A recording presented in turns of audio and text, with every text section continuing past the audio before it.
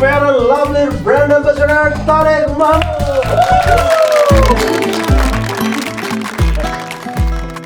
Hello everyone, কি অবস্থা? Hi, this is Tarek Mahmood. আচ্ছা ভাই, আমি হচ্ছে জেনজি, বাট আমি লেট 90s পয়দা হয়েছি।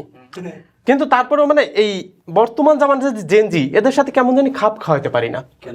সেদিনকে আমি আমার এক জুনিয়রে জিজ্ঞেস করলাম, আচ্ছা তোর রিলেশন কেমন চলতেছে? বলতেছে যে ভাই তেমন কিছু না, ও আমাকে টকিং স্টেজে রাখছে আর ও আমাকে সফট লঞ্চ করতে চায়, হার্ড লঞ্চ করতে চায় না। কিসের কথা বলছে? আচ্ছা আমি বললাম মানে কি কি সমস্যা কি? না ও আমার সাথে বেড ক্রাম্বিং এ আছে, বাট ও আমাকে হচ্ছে মানে থার্স্ট ট্র্যাপও দিচ্ছে। ভাই আমি মাস্টার্স পাস করাটা পোলা, ওর এই শব্দগুলো লিটারালি আমার মনে হয়েছে আমি অশিক্ষিত। সেদিনকে বোঝেন না, ওইটাই তো আমিও বুঝি না যে এরা কি কয়। আচ্ছা সেদিনকে আমার একজন জিজ্ঞেস করছে যে ভাই আপনার বডি কাউন্ট কত? ও মনে করছে এটা আমি বুঝবো না, আমিও করে দিছি 36, 34, 38। আচ্ছা সেদিনকে আমি এক জুনিয়র মেয়েরে হচ্ছে আমি লিখছি যে হাই, ও লাগছে স্যুপ। আমি কিছু কি থাই স্যুপ খাবো না কর্ন স্যুপ? মাতারি ব্লক করে দিছে, মাতারি ব্লক করে দিছে। 2 দিন পর জানছি ও ওটা ছিল হোয়াটসঅ্যাপ।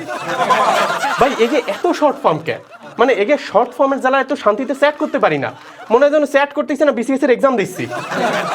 এগে এই এতগুলো শর্ট ফর্ম দেখে মনে হয়েছে যে এদের জন্য একটা আলাদা ডিকশনারি বানানো উচিত, যেখানে সবকিছুর ব্যাখ্যা দেওয়া থাকবে।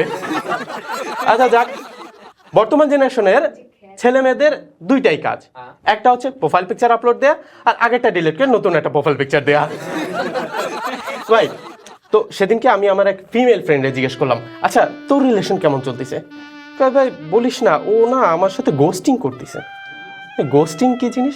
ভাই 2 দিন সব ঠিকঠাক থাকে, আমার সাথে দেখা করে, আমার সাথে আসে, ঘুরে ফিরে সব কিছু করে, ঠিক আছে আমার নিয়ে ঘুরতে যায় করে, এরপর হঠাৎ করে গায়েব।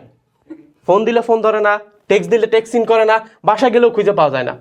ও এটারে গোস্টিং কয়? এ তো আমাকে মেসের খালা রোজ করে আসতেছে আমাদের সাথে। তো আমি বুঝি না ভাই, এই বর্তমান জেনারেশন এরা হচ্ছে মানে এদের দেখবেন, এদের যদি খাইতে মন না চায় এদের মারা কি বলে যে বাবা বার্গার দেবো, স্যান্ডউইচ দেবো, রোল দেবো, মানে কত অপশন। আমার মায়ের কাছেও অনেকগুলো অপশন ছিল, জারু, জুতা, স্যান্ডেল, কুর্তি সব ছিল, ঠিক আছে ভাই। আমি বর্তমান জেনারেশনকে একটা জিনিস বুঝি না, আমরা আমাদের পার্টনারকে কি বলে ডাকতাম? জান, জানু, সোনা, ময়না, পাখি ইত্যাদি ইত্যাদি ইত্যাদি। সর্বোচ্চ হলে বেবি। আজকালকার জেনারেশন আমি বুঝি না, এরা মাম্মি ড্যাডি করে ডাকতেছে। ওই মাম্মি শুনলে আমার মাথায় আগে আসে স্যান্ডেলের বাড়ি, আর ড্যাডি শুনলাম বাপের টাকলাটা বাইসে ওঠে। মাম্মি ড্যাডি দিয়ে রোমান্স কেমনে করবে ভাই এরা? বর্তমান জামানার ছেলে মেয়েরা তারা হচ্ছে তাদের ছেলে মেয়েদের কি গল্প শোনাবে? ভাই আমি বাসা থেকে বের হইতাম, গাড়িতে উঠতাম, স্কুলে চলে যেতাম, আমাকে বাপ মায় যা শোনাইতো। আমি পাহাড় পর্বত পার করে, সিংহের সাথে লড়াই করে, কুমিরের সাথে লড়াই করে, জঙ্গলের ভিতর দিয়ে 7 সমুদ্র 13 নদী পার করে কোন রকমের নিজের ইজ্জত আর লুঙ্গিটা বাঁচাই স্কুলে যাইতাম। আচ্ছা এখন আজকালকার বাচ্চারা দেখেন স্কুলে হচ্ছে কি নিয়ে যায়, স্কুলে দেখবেন বেশিরভাগ সময় হচ্ছে মুখরোচক খাবার, বা হচ্ছে আজকালকার মারা হেলদি ফুডস বানায় দেয়। আমার মায় আমার দিত সিনিয়র রুডি। আচ্ছা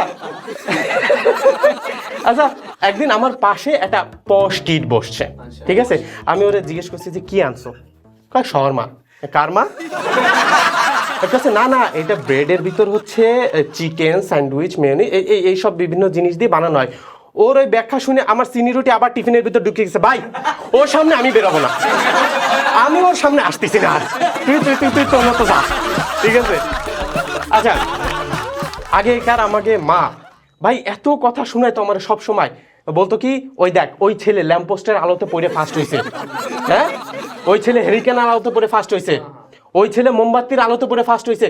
আমি একটা জিনিস বুঝলাম না, এরা দিনের বেলায় কি করতো? ভাই বিশ্বাস করেন আমরা অতটাও গরিব ছিলাম না। আমার মায়ের মাথায় এই জিনিসটা একটু বেশি বসে গেছিল।